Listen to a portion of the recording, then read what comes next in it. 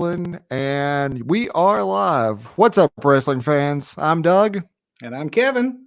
This is the Two Bros Wrestling Show.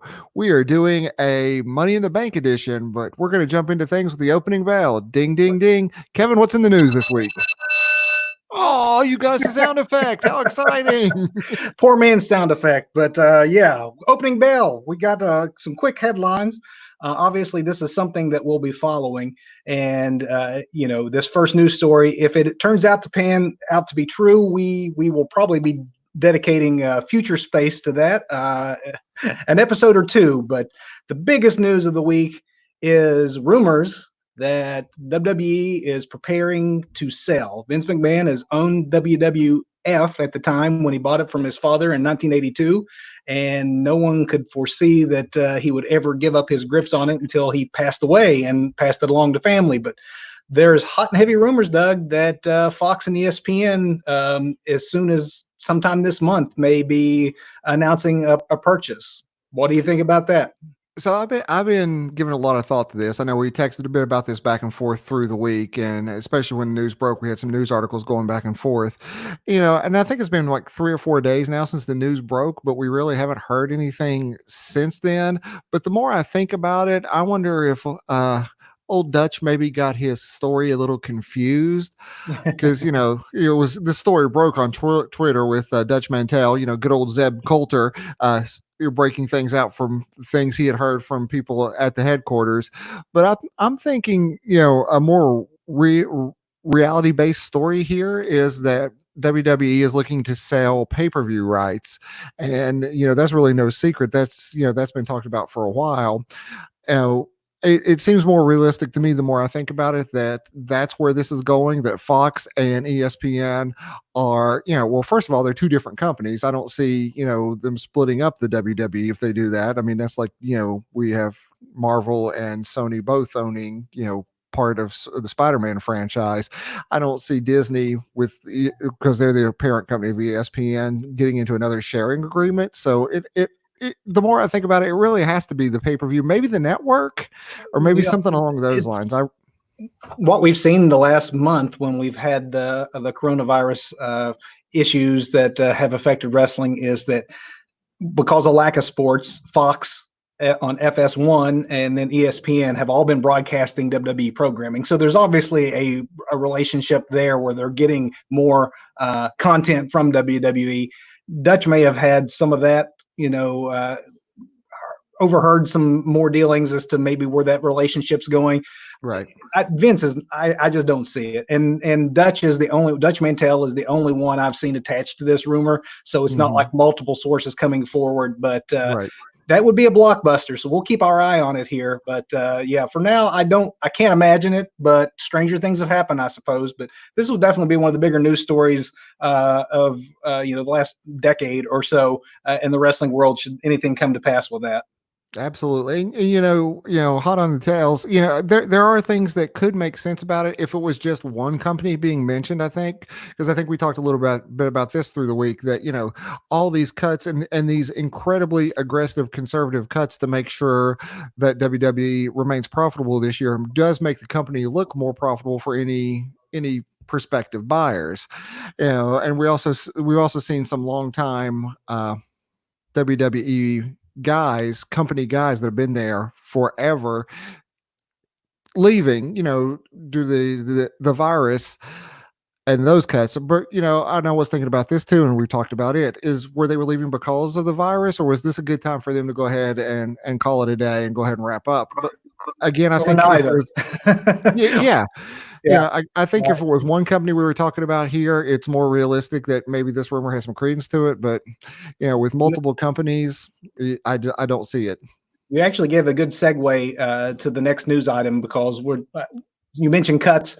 Obviously, we covered a few weeks ago the massive number of releases that WWE had, 20 some. It's worth mentioning, though, that over the last week, we've seen a slow trickle of additional releases. Those names included Curtis Axel, who'd been with the company for a good amount of time, Cain Velasquez, who I think the most notable thing about that one is, though he'd never done much in WWE, he is a legit star in UFC, And the fact that Vince would be willing to part, Vince really likes when you have an athlete from another profession come over to WWE for that, shine that you get from a semi-celebrity taking part in your product. The fact they'd let Vasquez go makes me think that either they didn't see much in him, or like they definitely are in a new era where that kind of thing isn't going to matter as much. And then maybe the most surprising to me is Gerald Briscoe, and that's kind of what you were getting at earlier with some of the long-time tenured employees. Gerald Briscoe was a star in the old National Wrestling Alliance for years, along with his brother, former world champion Jack Briscoe, and has worked backstage as an agent for the WWE since the 80s. So to see Briscoe go is another sign that it's a new day right now in WWE, and there may possibly be even more cuts to come, but we'll definitely keep track of all those. And then the last thing, Doug, I was going to mention, and you're the one that mentioned this, so you might want to talk about the extent of it. But we have an injury to report that could be significant for WWE. Yeah, I just read about this. I think earlier today. I don't know how long it's been out there in the news, but Jimmy Uso was injured apparently back at the WrestleMania tapings, and that explains why the Usos have not been that involved with any SmackDown tag team title hunt recently. But with Jimmy out, he could be out for 6 to 9 months with a knee injury. Yeah. So, I don't know what that means for Jay now. I don't know if they'll push him as a single star or that's something they've never done. We've never, as long as the Usos have been around, they've never ever separated, and that's kind of unusual. I mean, the Hardys separated, the Dudleys separated, all the great tag teams. At one point, they tried to go their own routes, but it might be an opportunity for Jay to do something on the single scene. But 9 months is a long time for both men to be sitting on the shelf if only one needs to be. Absolutely. I agree. That's, what that earliest that brings him back sometime this fall or at the end of the year, worst case scenario, maybe at the beginning of next year. Of course, I guess a rumble, if it was, we were talking about a single star here, a rumble re-debut would be great for a returning injured wrestler. But again, we're talking about somebody who is literally a tag team specialist. The Usos have never competed separately, so I don't know if he'll get a singles if Jay gets the singles push while Jimmy's on the shelf. I don't know. We'll have to watch this one too. We'll keep you updated, and we send our best and get well wishes to Jimmy Uso. Get well, brother. Get back to us. We ready to jump into a main event, brother? Let us talk about it, man. Money in the Bank. So we got an unusual pay-per-view coming up next week. So, okay. The first time, because again, I think I firmly established that I don't watch a lot of wrestling live. I record everything and then watch when I can. The only thing I do watch live again is AEW. But I missed the Friday SmackDown where they announced the entire Money in the Bank climb the corporate ladder. I saw something, I think, on Twitter, and I thought it was some sort of meme, some sort of joke that somebody was putting together, because this came right after all these cuts too. And I was like, oh, really? They're doing that climb the corporate ladder? Yeah, they're doing a climb the corporate ladder. They are doing Money in the Bank at WWE headquarters and putting a ring on top of the building. And the more I've learned about it, I'm thinking, okay, it might actually be cool. I just, my initial thought was poor people like scaling the sides of the building, but now it sounds more like it's going to be WWE Die Hard. So they're going to start in the basement and they're going to work their way up through the building, and they're going to have 2 of these matches. So if it was one, I could see, okay, they're going the cinematic approach that they're doing a lot now, and that we've talked about, repeatedly here on our show, like the Boneyard match, and I would get it. The tricks that they're going to have to use on the men's match, they're going to have to come up with an entire different bag of tricks to do the exact same thing concept wise with the women's match. Okay, but wait a minute. Aren't these matches happening simultaneously though? Are they? Wasn't that something did I dream that, or I have seen a match listing when I went to prepare for today's show, and they have every one I've seen has them listed as separate contests. So who knows? I think they are listed. I think there are separate contests, but if I'm remembering correctly, happening at the same time. I think WWE dropped something about that on SmackDown on Friday night, that these 2 contests will be happening simultaneously. So or maybe I just made that up. I don't.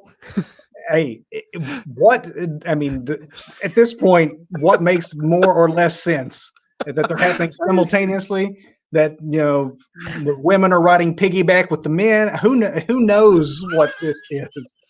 I mean, I don't Because know that they know what it is going to be just yet. I've been trying to figure out how that's going to work if it's happening simultaneously. Are both hanging from whatever device they have suspended above a ring above the building? And I mean, So there's and questions. There's a lot of questions that we have about this match concept and how it's going to be carried out, which makes kind of predicting those sorts of things difficult. But let's do this, Doug. Let's go to what we think the undercard is first, and then right. we'll get back to the main matches. Now that we've set up the concept, everyone be thinking about this. They're going to be fighting from the basement to a ladder in a ring on the roof. So we're going to get back to who all is participating, but some of the other matches that we know that's taking place, Doug, I want some predictions from you. Sure. We got the tag team match, which I imagine might be the one that sets it up. It's the champs, the New Day, defending against Miz and Morrison, Forgotten Sons, who have made their debut on the main roster, and then Lucha House Party. I know. I'm just going to go with the easy pick here and say, New Day retains. They continue their championship run. I don't see the Forgotten. I see Miz and Morrison breaking up soon. I see the Forgotten Sons not quite there yet, and Lucha House Party is unfortunately just there for the bumps and the high spots. I would like to think that we're not going to agree on all these like we sometimes do, but there's only 6 announced matches up to this point. And with this one, they've played such hot potato lately with the championships. You had the match at WrestleMania, and then they had the rematch within the next week, and the titles changed both times between Miz and Morrison, and then back to the New Day. So who knows if they wouldn't pass the belt again, but I'm going to have to agree with you here. New Day, I don't see any reason why they should lose it. And it could be, as you said, I think Miz and Morrison are on their way to a breakup. This could be the moment where they pull the trigger on that. Yeah, and folks watching, feel free to jump in the comments and let us know what you guys are thinking too. And somebody please find out if I dreamed the whole thing about the matches going on at the same time or what. I mean, it's a crazy time we live in, so it made perfect sense when I found that out, or at least thought I found that out. But somebody get on that, help us out here. Yeah, I mean, maybe all these matches are happening at the same time. Who knows? In a different room. Who knows? We got Bayley versus Tamina, a singles match for the women's championship. I know. I can see the look on your face, right? Why is this even a thing? Tamina, is not a champion. I mean, God love the girl. She is not WWE championship material. She has that legacy thing going, obviously being the offspring of Jimmy Superfly Snuka. And it's nothing against her and her talent. It's just not. Never done anything with her. She'll disappear for months at a time. So there's no real reason to think that as long as Bayley's held the belt anyway, you'd think it'd be time for a shift. But it's not going to be to Tamina. So I'm going with Bayley at this juncture. And until they get into that breakup that's coming between her and Sasha, but that's maybe a little too early in the cards for that one. Wow, Doug, we got. I'm sorry. Go ahead. I was going to say you were right. We can slam through these since I was just looking at the lineup here, too. Yeah, there's just 6 matches. Well, and we will say that because we're doing this this Sunday, we got 2 more main WWE bits of programming, 5 hours worth between Raw and SmackDown this week. I'm sure they'll add a match or 2. And something for if they even announce it for the pre-show, but this is the main card, so that I have a feeling that because of that, and we'll get to some of these the ladder matches here. I have a feeling that those are going to go long if this is going to be a pay-per-view length production.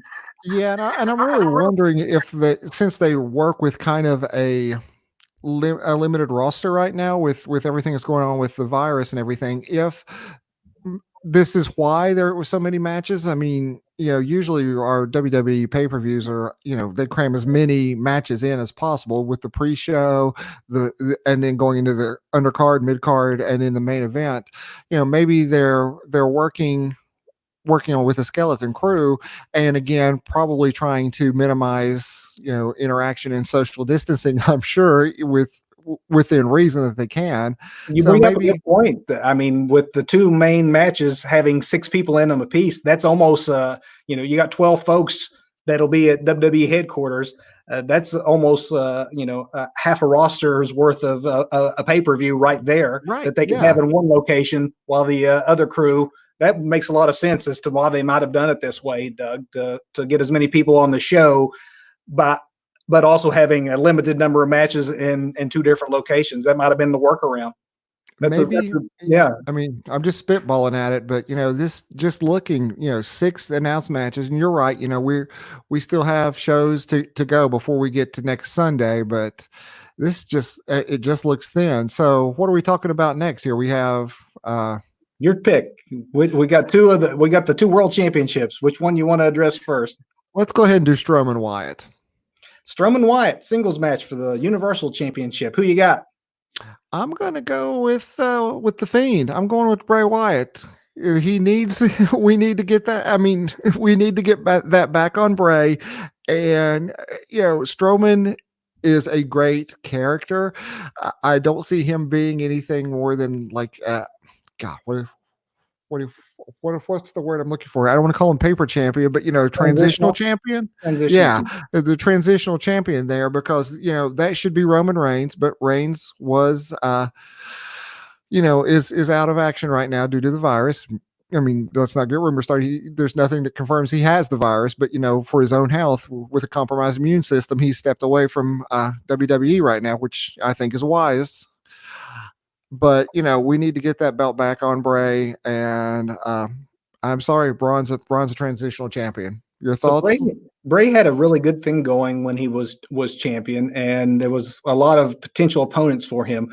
But he kind of lost in unceremonious fashion, kind of out of the blue, with as much as they put into the Bray character, to Goldberg, of all people, who's not even a full-time wrestler, in Saudi Arabia, in a show that a lot of people don't watch. So the only reason that was done was to set up a WrestleMania match that did not happen because of Roman Reigns being unable to participate. So because they didn't get their Goldberg Reigns match, they decided to take the replacement and get the belt off Goldberg, because I honestly think Goldberg probably had agreed to hang around for a couple months, drop the belt at Mania, and then his opponent didn't show up. So Right. He dropped the belt at Mania to someone they hadn't ever. I think this is the one chance you're going to have at seeing a title change at Money in the Bank next week. Yeah, because and that leads to our other men's title, which you ending with that. I'm guessing you're going with McIntyre over Rollins then. I love what they're doing with Seth Rollins right now. I think it's great. I think this has probably got a as good a chance as anything to being the match of the night. Certainly is going to be the traditional match of the night, depending on how in the world they pull off those ladder matches we're getting ready to talk about next. But the Drew McIntyre story is such a great one and was so well done. I don't see why in the very next pay-per-view you would undo that by switching the belt at this point in time. I don't know that this is the blow-off match between them. There might be some shenanigans that go on that prolongs this feud, because it feels in its early stages still, but there's not going to be a title switch. I'm going this one stays with the Scotsman. I'm of course I'm agreeing with you. We can't take that belt off Drew yet. I mean, he just got it. The first British WWE champion, heavyweight world's champion. We've got that now. Not that I'm British, but I'm suddenly claiming as one of my own. We have. Hey, buddy, you're German. We all know it. But makes you a heel in old school wrestling. Yeah, I'm an old school heel. And speaking of old school heel, I don't think Seth's work is, well, I mean, it is a bit old school heel, but he comes out looking like an anime villain for the contract signing, which I thought was great. I'm loving the look he's got going on right now. And I also love that, they just did kind of a real blow off of, okay, we know all of these things always end. Let's shake it up. Let's try and do something a little bit different with the contract signing this week. But at the end of the day, yeah, I'm agreeing with you. We will probably see match of the night night out of these two, other than the crazy bumps and crazy spots we're going to see in the Money in the Bank matches. But these two will pull it off, and at the end, Drew's going to be standing strong as still our champion. So this might be, at this point, when we review this next week after the pay-per-view, we don't have to wonder who got more right, because we're lockstep at this point. But now with these last two matches, we got a lot of choices, so we may differ on these, but these are almost a pick 'em. Like, who in the world can really tell how these are going to go? We're not even sure if they're one match or two. and not only that, we're not even sure if it's one match or two, but there's still one wild card to get thrown back in. Do you want to talk women's match or men's first? We've already talked about the concept. Let's talk men's first, and before we even get into the match, let's talk wild card. Who do you think this last person is now? What are your thoughts? Well, before I say who I think it is, I have to say who I'm upset it's not going to be, because Apollo Crews was the man who was earned the right to be in the match and then was taken out in an injury angle.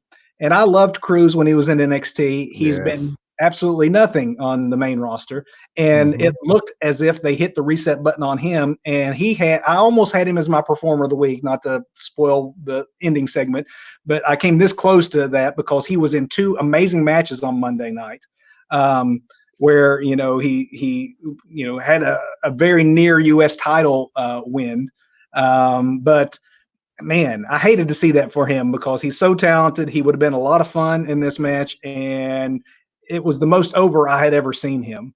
Oh, David Poole actually has a suggestion here that. Oh, here, let me bring it up. Hold on, I didn't notice the comment. Oh.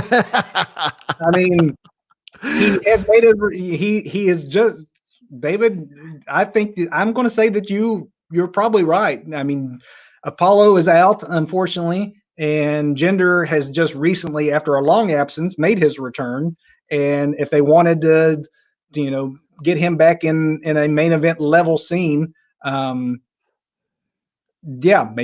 Jinder takes that wild card spot. I don't know if they'll have a match to decide that. Very likely might have set up a three-way or something like that we'll see this week to see who on Monday night. They haven't announced yet, but Doug, do you think that Jinder has a shot at being that sixth man? Until David, just mentioned it, I really hadn't thought about Jinder, but I think it makes a great story, because then we have we have the history there, which WWE seems to be working with a little bit of continuity right now, which I kind of like.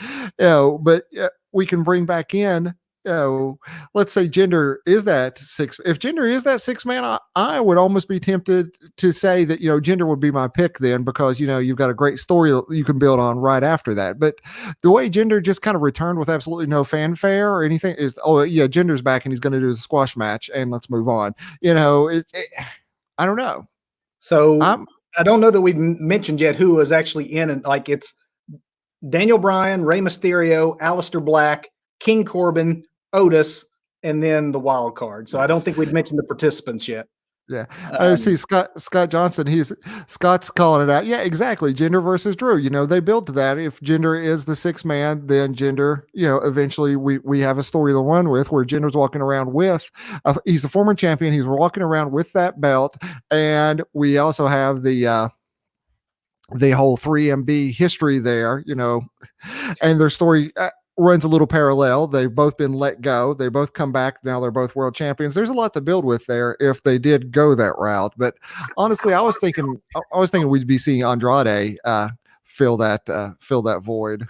And Andrade very well may be announced on Monday night. Obviously, the work he's been doing with Zelina and has been antagonizing, the champion. So getting in the picture that way and holding it over his head that he has the Money in the Bank, I can see it going that way very easily. I do think that in general, it's easier to have a heel win one of these. I think heels make better Money in the Bank winners only because Mhm. it's really not a very admirable way to win the belt in that Right. you kind of come and steal it out from under somebody. So it's definitely more of a heelish tactic to use.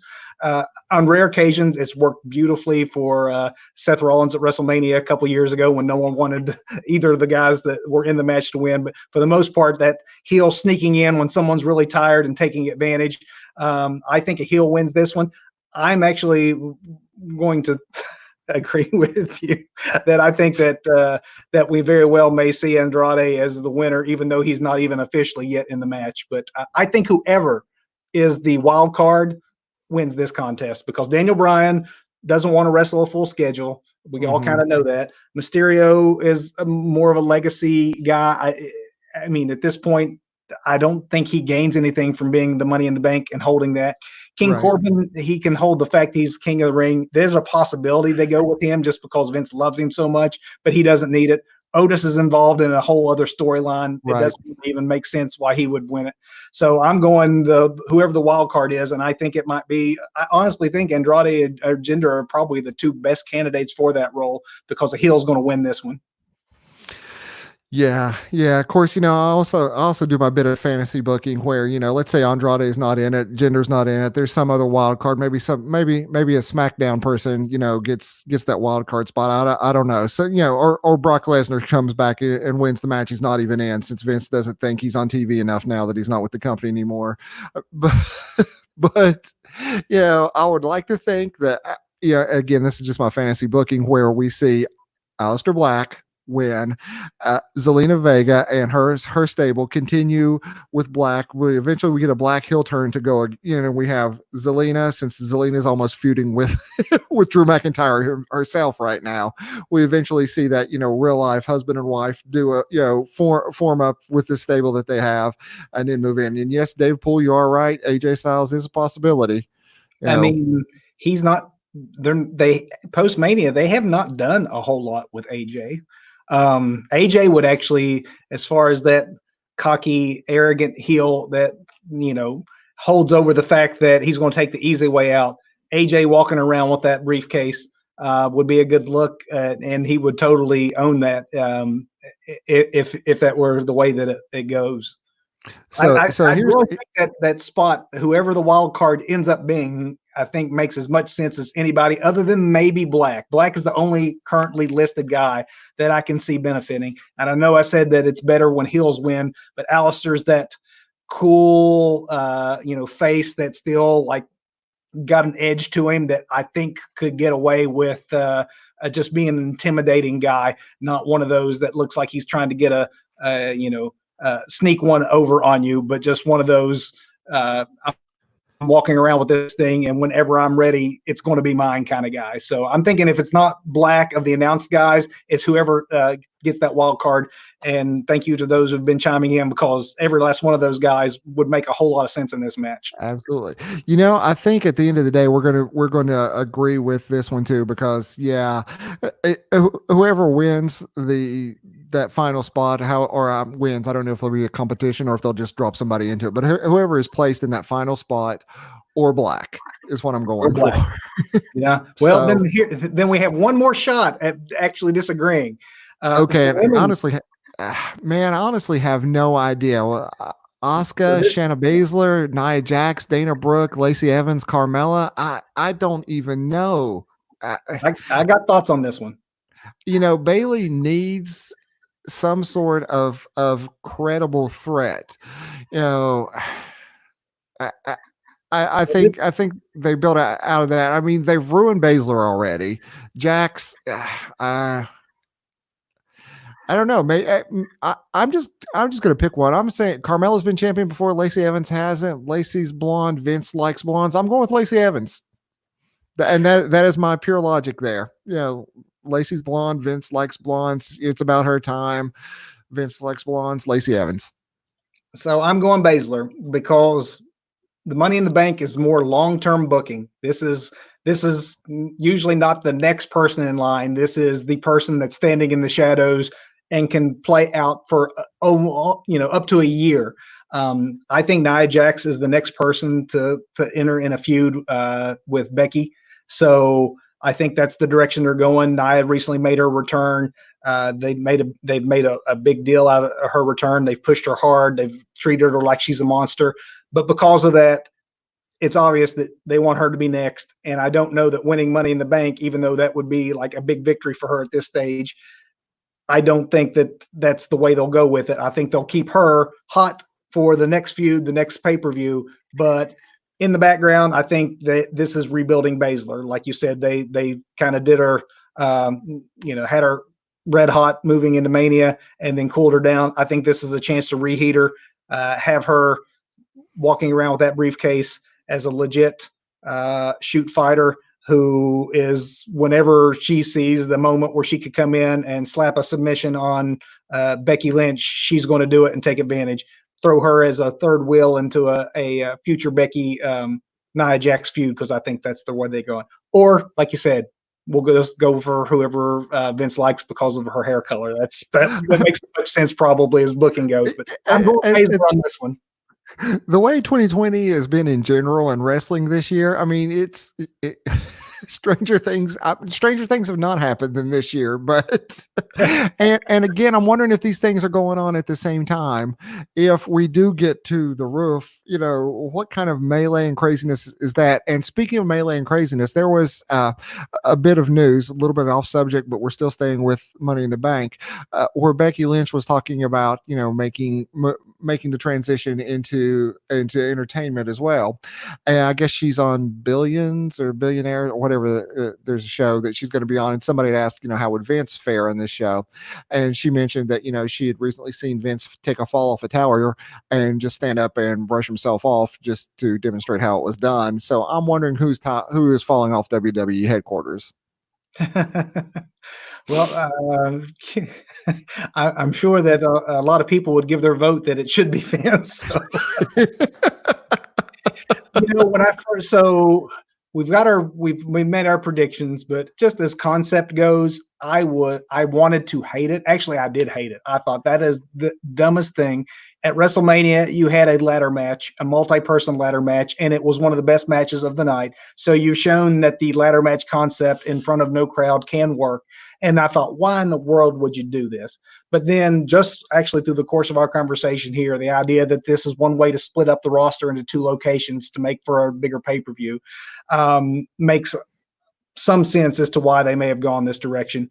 Also, your willingness to, go from like instant, like I hate it to, well, let's just wait and see how it turns out. You've turned me a little bit to like, that's probably the right idea in this scenario. I thought I was going to hate, Bray Wyatt's Funhouse there at Mania, and it was, yeah. So I'm going to say check back in next week, and then I'll tell you my opinion on the match concept. For now, I'm going to say I'm willing to wait and see how it plays out, but they're going to start in the basement and they're going to fight to the roof in either one match or two. We'll all find out. Still not sure about that. But so that's Money in the Bank. That's the matches we have up to this point. Doug and I have made our predictions. Thank you guys for chiming in. We go live, as you know, every Sunday at 8:00. But next week we will be going live after the pay-per-view, and we'll be giving our thoughts and see how right or wrong we probably end up being. And we hope that you chime in and let us know what you all think of the show too. But unless you have any Money in the Bank stuff to go further, Doug, I say we head to the finish. Let's hit the big finish then. Match of the week. Match of the week. What popped me this week? It's not the match, but I do want to cover two things, and this swings back around to Raw. First of all, Zelina Vega continues to kill it. The girl is carrying Raw herself. She has just tossed it on her back and said, come on, I'll run with it. So shout out to her. But what really popped me on Raw this week was that slap Apollo Crews gave to Andrade after that initial match. I mean, dude hit him legit hard. I mean, that popped. I actually had that match, tentatively as my match of the week. because it was so good. The finish obviously was the cheap finish where you didn't really get a finish, and Right.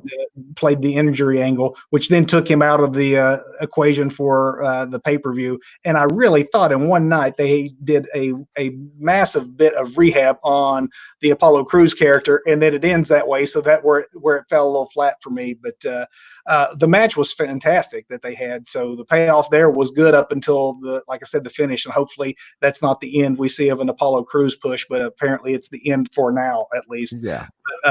Match of the week for me, NXT, the contest between Isaiah Swerve Scott and El Hijo del Fantasma was really, really Mhm. good. It was a good match. Yeah. Both of these guys are kind of early in their NXT runs, and because of the tournament format, you had to give the win to one of them. It's almost a shame that this early on that Phantasma had to take a loss, or otherwise, if you didn't do a little bit of even Steven booking in this tournament, the way that it's not a single elimination affair, Right. you'd have some guys that'll be just jobbed out without a win altogether. So they're each now 1-1 in the tournament, but they had a heck of a contest. And I definitely would say that if you didn't see it, it's the first match on NXT this week. Mhm. And if you're not familiar with either of these men and their work, it's a very good showcase for both. So we talked about what popped us this week. What was your I don't want to say embarrassment, because I know some weeks we can point to a straight up embarrassment, but what was bad for you this week? Well, I gave you the match of the week. Now my Oh, okay. performer of the week, Okay. I got to give a shout to Dr. Brett Baker. I know you could probably do that on any given occasion because much like Zelina, when she's on camera, she owns the show.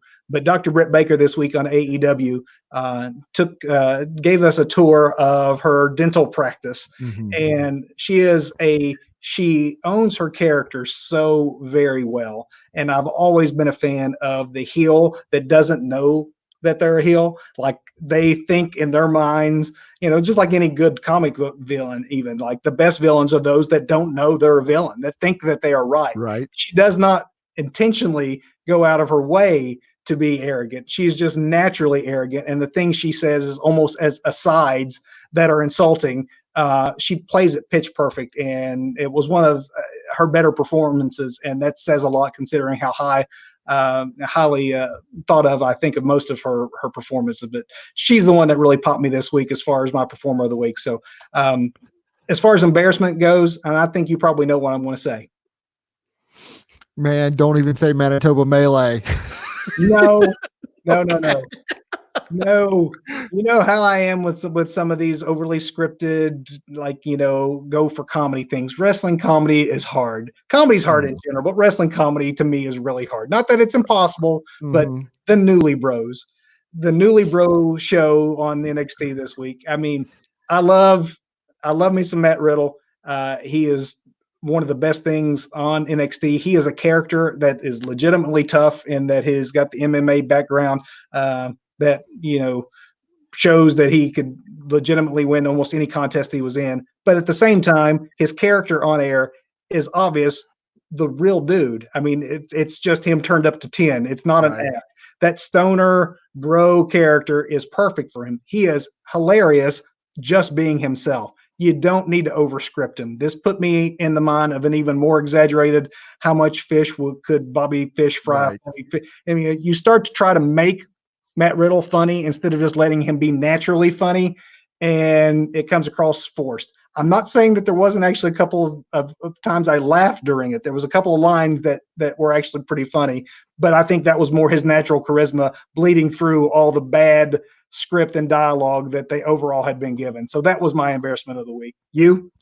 So here's something that makes me hang my head in shame as a wrestling fan this week. With Florida opening back up, Florida's open for business again, and now we can both see both Daly's Place in Jacksonville and the Performance Center in Orlando at 25% capacity and go live this week. And both shows, as far as I know right now, do plan to go live. And since they can go to 25% capacity, we are going to see audiences back in wrestling. I'm a bit conservative with my concerns for for this virus that we're in, and think that we should be easing back into this. And I don't think, first of all, as much as I love wrestling, it's not essential. And as much as I love wrestling, we should, I know, right? We should not be attending any kind of venues like that, even at 25% capacity. I'm wondering, are we going to set these people 6 feet apart and continue to do social distancing with anybody we let in? I don't. I just think that's a bad idea, and I'm thinking wrestling should know better. I'm glad that you brought it up because I actually had meant to bring it up under the news. It is probably worth pointing out for those watching that neither WWE or NXT, I'm sorry, WWE or AEW have yet announced any plans to start bringing fans back in. But we know they're going to. I mean, it's Vince McMahon. Vince McMahon was the first one to run shows after 9/11, and I know he said he did it out of patriotism because America needed it. But Vince McMahon ran a show when somebody died in his ring. He kept the show going. The show must go on, or at least according to Vince, and the show going on in front of people. So you'll find this interesting, Doug, relating to this topic. I am a member, and maybe some of those are watching at home are as well, of the WWE Fan Council, which is basically a mailing list you sign up for where you get these surveys. Obviously, I like sharing my opinion about wrestling. That's why you're watching me. But that's why I signed up, because that's generally what these surveys are. Here's a survey. What do you think about the network, and how much would you be willing to pay, and how many tiers do you think we should have, that sort of thing. Most often they send these the day after pay-per-views. Did you watch last night? Did you watch live? How many people watched with you? What did you think of this match, that match, rated on a 5 scale? So I got one this week from the WWE Fan Council, Doug, that was different than any I'd ever had before. This one was about our current situation, coronavirus, and are you watching more? Are you watching less? What do you think of the no audience? What do you think of cinematic wrestling? That sort of thing. What I thought was even most peculiar of this survey was there were questions that veered from the performances we're seeing on air to just coronavirus specific. Do you think that once this is over with, that you will feel safe going back out in public?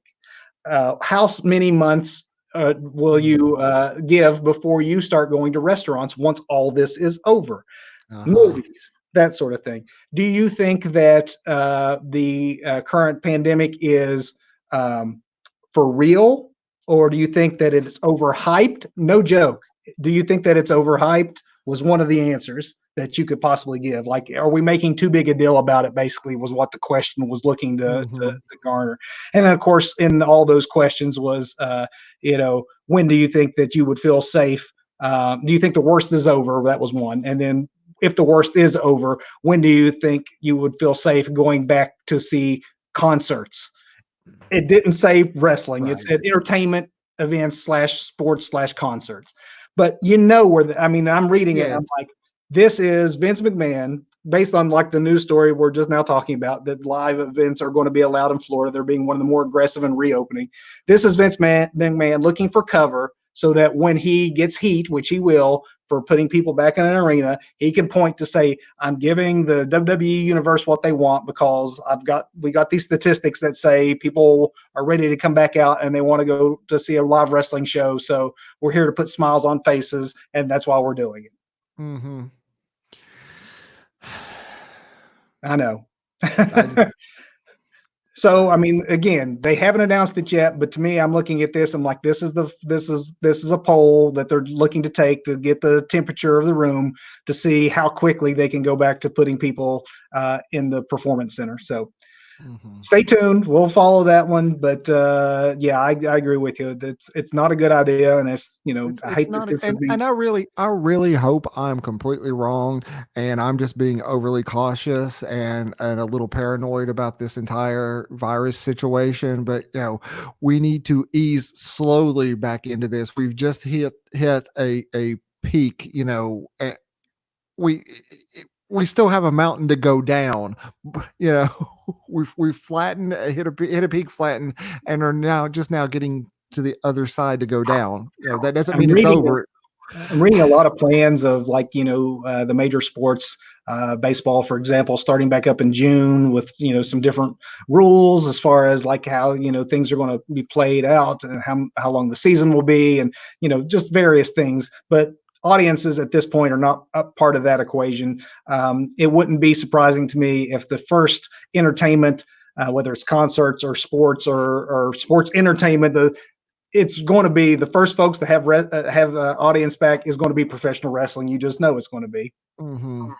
But And are they going to be taking temperature at the door? Making I have so many questions about what even a plan like this is going to look like.